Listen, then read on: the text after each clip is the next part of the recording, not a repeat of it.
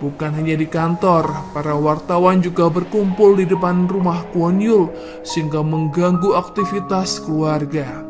Kwon Wuri, putri kedua Kwon Yul, sangat kesal karena tak bisa merayakan hari ulang tahunnya bersama teman-temannya. Dengan alasan memberikan kado untuk Wuri, Chun Ki sengaja berkunjung ke rumah itu dan berkata di hadapan wartawan bahwa kedatangannya sebagai wujud kasih sayang seorang paman terhadap keponakannya. Terlebih, ayah mereka sedang sibuk dengan kekasih barunya. Chun Ki rupanya sengaja mengeluarkan pernyataan itu untuk menjatuhkan penilaian masyarakat terhadap Kwon Yul yang tidak memperhatikan anak-anaknya. Sebagai saudara ipar, Chun Ki tahu betul bahwa Kwon Yul memiliki catatan keuangan yang bersih dan tak pernah terlibat dalam kejahatan apapun. Hal yang sama disampaikan oleh In Ho kepada Da Jung karena Da Jung heran melihat Kwon Yul yang harus menghafalkan beberapa hal menyangkut hobi dan kesukaan anak-anaknya yang selama ini tidak ia ketahui. Hari persidangan pun tiba. Sesuai prediksi, tim penilai lebih banyak bertanya mengenai pribadi Kwon Yul karena tak bisa menemukan celah kekurangan dalam urusan pekerjaan.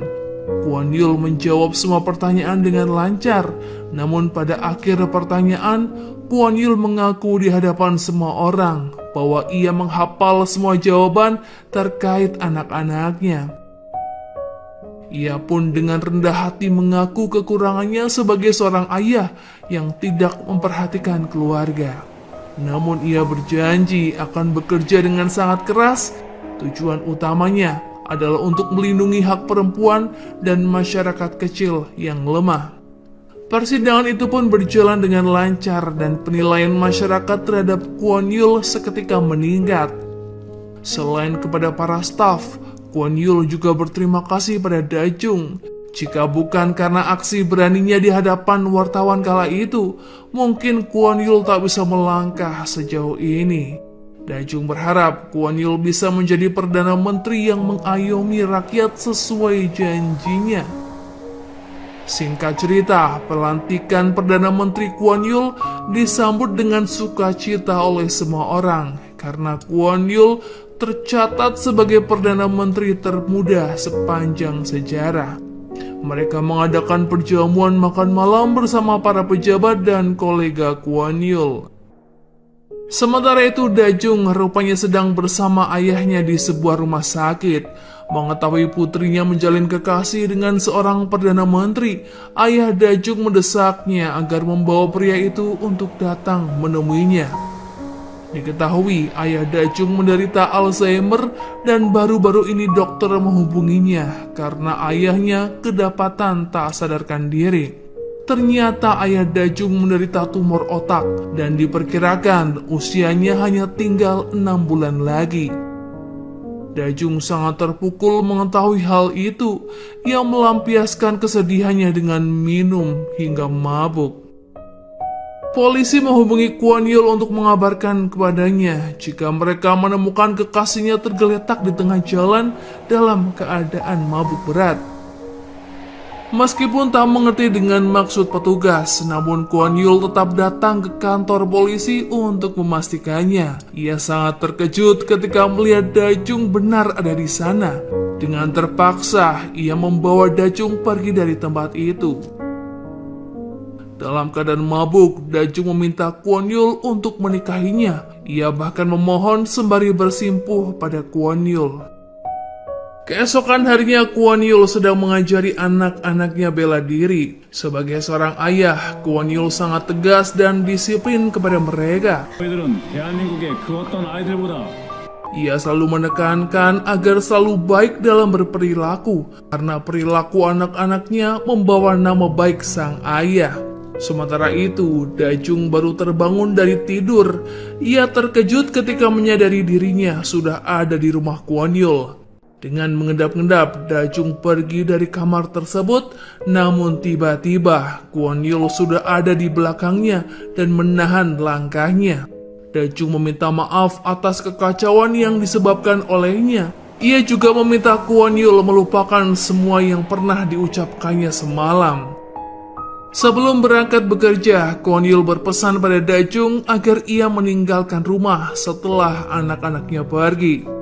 Man-se memasuki ruang kerja ayahnya untuk bersembunyi dari bibi pengurus rumah dan mendapati Dajung sedang berada di sana. Dengan menggunakan alasan kesepian dan tidak diperhatikan, Man-se berhasil menahan kepergian Dajung dan mengajaknya untuk bermain.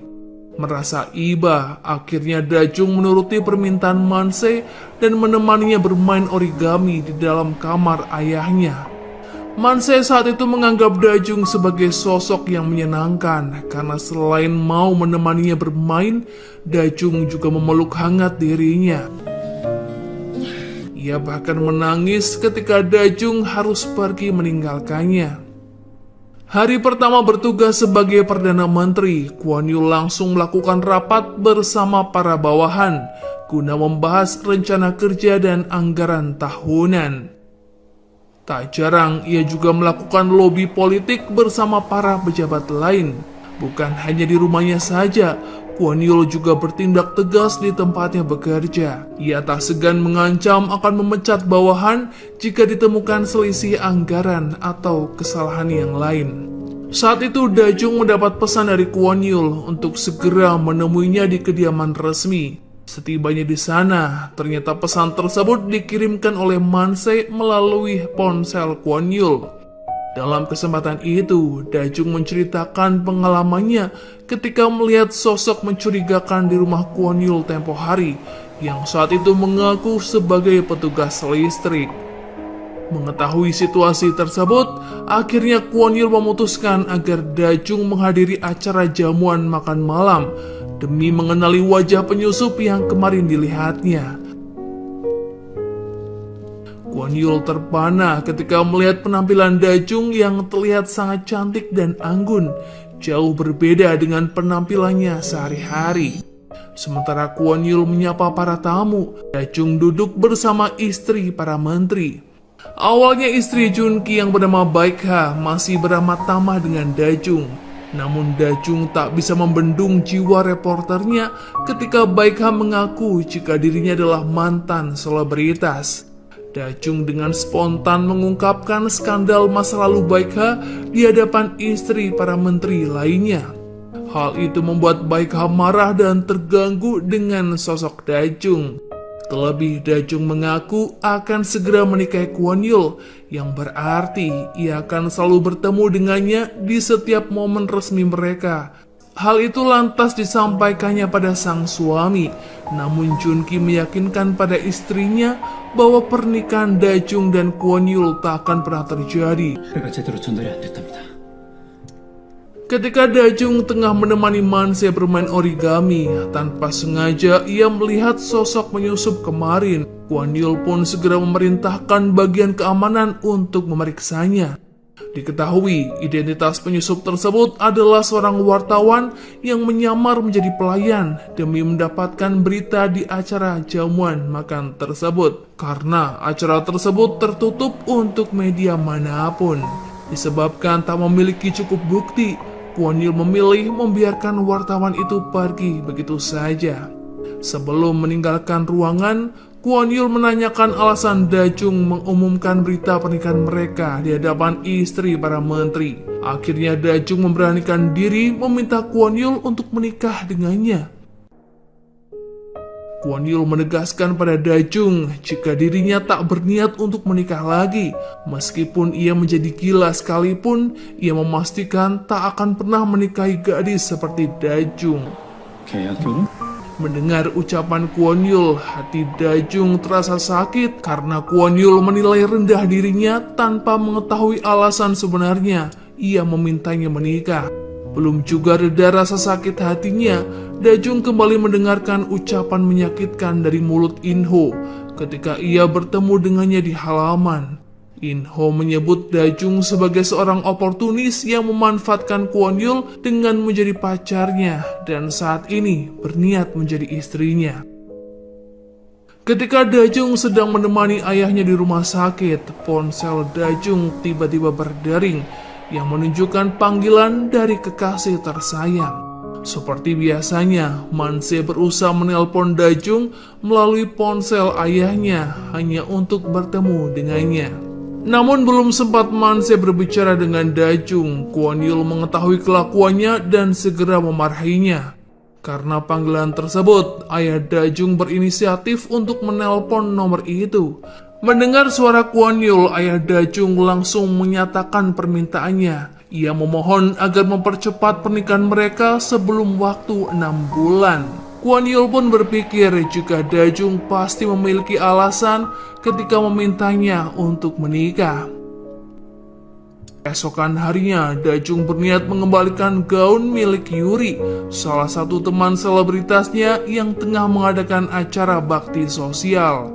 Ternyata Baekha bersama teman-temannya juga menghadiri acara itu demi mendapatkan sorotan dari media dengan menumpang ketenaran Yuri.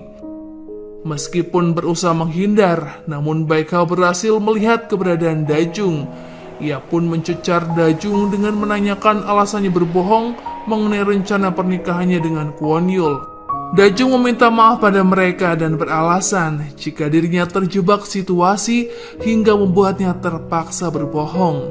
Baekha juga menghina Dajung, bahkan hendak menampar wajahnya karena Dajung menasihatinya untuk berperilaku dan bersikap yang sopan, mengingat Baekha adalah istri seorang menteri. 사모님들로서 부끄럽지도 않으세요? Beruntungnya, Kwon Yul datang menyelamatkan Dajung dari Baekha dan teman-temannya. Bahkan Kwon Yul menyebut Dajung sebagai calon istrinya yang membuat semua orang sangat terkejut, termasuk Dajung sendiri. Di tempat terpisah, Dajung menanyakan maksud ucapan Kwon Yul. Kwon Yul berkata jika itu adalah sebuah kalimat lamaran yang membuat Dajung lebih terkejut. Rupanya Kwon Yul sudah menyelidiki alasan Dajung memintanya untuk menikah, yang tak lain adalah karena usia ayahnya yang tersisa 6 bulan lagi.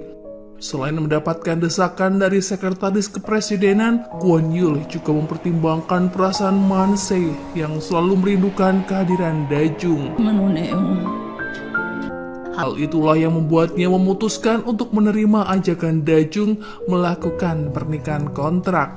Meski hanya pernikahan kontrak, namun Dajung ingin agar mereka membuat nota kesepahaman bersama demi menjaga batas pribadi dan kepentingan masing-masing. Dajung pun menuliskan daftar syarat yang wajib dipenuhi oleh Kwon Yul, namun Kwon Yul mengubahnya sesuai dengan kepentingannya sendiri. Sepeninggal ibunya, Dajung hanya memiliki ayahnya sebagai satu-satunya keluarga. Ia pun membawa ayahnya berkunjung ke kediaman Kwon Yul untuk acara perkenalan.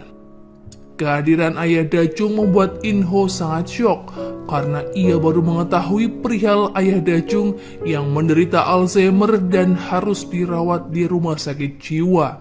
In-ho merasa iba sekaligus sedih dengan nasib Dajung. Ia meminta maaf pada Dajung atas ucapannya tempo hari.